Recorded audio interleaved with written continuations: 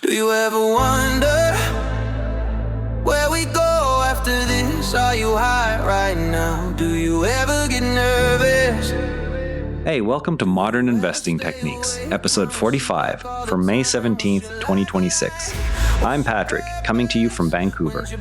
Today's markets have some interesting setups. Let's break them down. Quick reminder, everything we discuss here is for education and entertainment. The practice investment of the day uses simulated trades with no real money. I'm not a licensed financial advisor, and this isn't financial advice. Always do your own research before putting real money to work.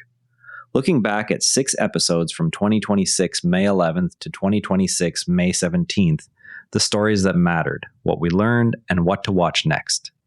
North American indices closed the week with modest net gains after moving in a tight range day to day.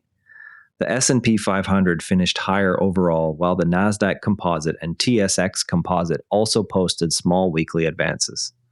Portfolio alpha versus the NASDAQ remains negative at negative 13.63% year to date.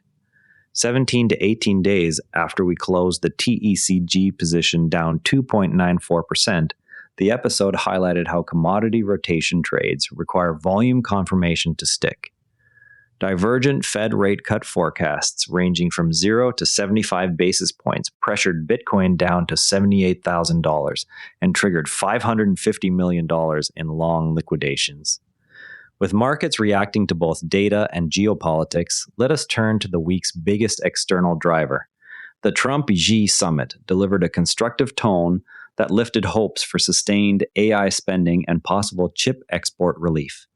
Strength in the US dollar supported domestic energy and technology names while creating headwinds for international holdings.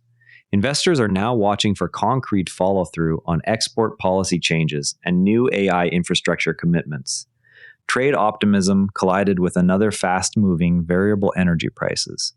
Oil futures spiked after Iran-related developments, yet the move stayed contained rather than triggering broad sector rotation.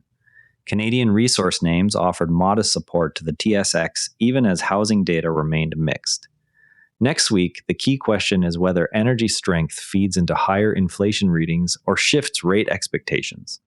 While macro forces dominated headlines, several strategy ideas offered practical tools listeners can use immediately. Record mid-cycle earnings beats are generating outsized follow-through when paired with volume at least 50% above the 20-day average. Screeners that combine estimate beats, volume confirmation, and positive sector rotation have shown repeatable edge in recent weeks. The lesson reinforced is that tighter catalyst and volume filters are required to close the current alpha gap. Earnings discipline pairs naturally with portfolio construction ideas that limit drawdowns. A barbell approach allocating roughly 60% to concentrated growth holdings and the balance to defensive income names suits the current mix of elevated oil prices and selective AI spending. Colliers International recently announced a new normal course issuer bid that lets management signal undervaluation and reduce share count without paying a special dividend. Canadian investors can monitor TSX NCIB announcements through brokerage news feeds or SEDAR Plus filings to find similar opportunities. Finally, a longer-term structural shift affects every ETF holder. The ETF fee race has leveled off, so attention is shifting from raw expense ratios to total cost of ownership, including liquidity tracking error and tax efficiency inside registered accounts. The marginal benefit of chasing 5 basis points has diminished as average ratios stabilized. The practical takeaway is to evaluate ETFs on after-tax and after-liquidity metrics inside TFSAs and RRSPs. Now let us look at our practice investment of the day. This week, we continued tracking the lessons from the tech commodity rotation trade that closed down 2.94% after 17 to 18 days. The simulated position illustrated how quickly supply narratives can shift without sustained volume follow-through. We applied tighter catalyst and volume filters on subsequent ideas to address the negative 13.63% alpha versus the NASDAQ. The barbell construction discussed earlier helps contain drawdowns when momentum fades in growth names. Earnings acceleration screens with 50% above average volume remain the focus for new entries. All trades stay fully simulated for learning purposes with no real capital deployed. We will watch Monday for any follow-through on energy names tied to Iran developments and the Apollo valuation gap. Yesterday, we reviewed the tech simulated hold that entered on sector rotation signals and exited after 17 to 18 days. The position closed down 2.94% because volume failed to confirm the commodity move. The thesis did not play out as expected once oil-related headlines dominated without broader rotation. This teaches us that commodity supply stories need explicit volume confirmation before committing capital. If we had applied the 50% above average volume filter earlier, the outcome might have differed. The experience reinforced the value of pairing earnings beats with sector momentum checks. If you are using a screener to hunt for NCIB announcements, brokerage feeds, and SIDR Plus, make the process straightforward. Colliers International's recent filing shows how Canadian firms can return capital while supporting share price without special dividends. Liquidity and tracking error now matter more than shaving another 5 basis points off an ETF expense ratio. Inside a TFSA or RRSP, tax efficiency and tight bid-ask spreads can outweigh small differences in headline fees. When oil spikes, stay contained rather than broadening the defensive sleeve of a barbell portfolio helps limit downside. Investors should screen for earnings acceleration names that also show positive sector rotation before entering. Bitcoin's drop to $78,000 on divergent rate forecasts highlights how macro surprises can trigger large liquidations quickly.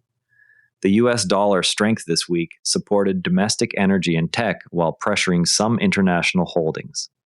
Canadian resource names provided modest TSX support even as housing data stayed mixed.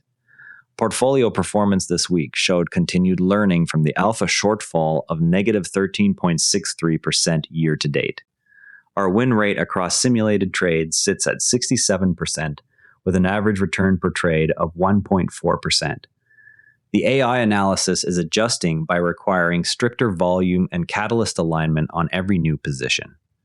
Now here's something most retail investors get wrong, and it cost me money before I figured it out. Imagine you spot a commodity name moving higher on supply news, yet volume sits only 10% above average. Without the 50% volume threshold, the move often reverses once headlines fade. The fix is to add a simple volume filter to every screener, so you only act when institutional flows confirm the story.